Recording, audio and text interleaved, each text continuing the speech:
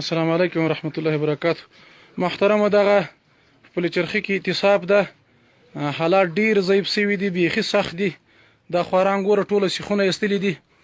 نو د دغه اعتصاب په دې باره کې ده چې یو خو باید موږ ته خپل حق راکړي، او بل د کورونا وایرس مرض ده دغه مابسته را رسېدلی ده. یو څو کسان یې وظلم دي په بېلابېلو بلاکو کې، او دا خوارانو بس خپل حق غواړي چې موږ ته د خپل حق ورسوي. په ټوله نړۍ باندې موږ دا غږ کوو چې موږ څوک غږ واوري. دا سپین ږیري خواران ډېر ضعیفه شوي دي چې بس په داسې حالات کې پراته دي. دغه سپین ږیري تاسو وګوره، دا د بندي کولو لایقت لري، او دغه خوارکی ګوره څو ورځې کېږي چې مریض ده، دا چې تک تور شوی دی، امکان لري چې دته مرض را رسېدلی.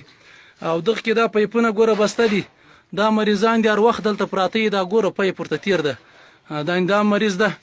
او محترم اوس د موږ غږ تر څومره وس کېږي دا ویډیو د سره شیر کړي او ویې رسوي خلکو ته چې د موږ غږ واوري. او مرض په چرخي مابست را داخل شوی ده، په زرګونه بندیان به ژوند له لاسه ورکړي.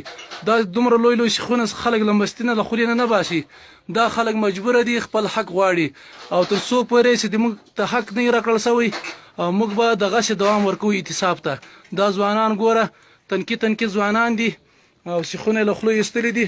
موږ په ټولو باندې غږ کوو چې د موږ غږ تر ټولو مشرانو پورې ورسوي، د امارت مشرانو پورې ورسوي، او کوم حکومتي چارواکي چې دي دا هم د موږ غږ واوري.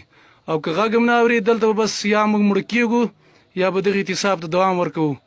نو دا سپین ږیري خواران ګوره په ډېر ضعیف حالات کې دي. داسې نور ډېر دي په دې بلاک کې، خو دروازې اوس بندې دي چې زه تللی وای تاسو ته مې ټول ښودلي وای. دا صرف د یوه تک ملګري دي چې داسې حالات دي.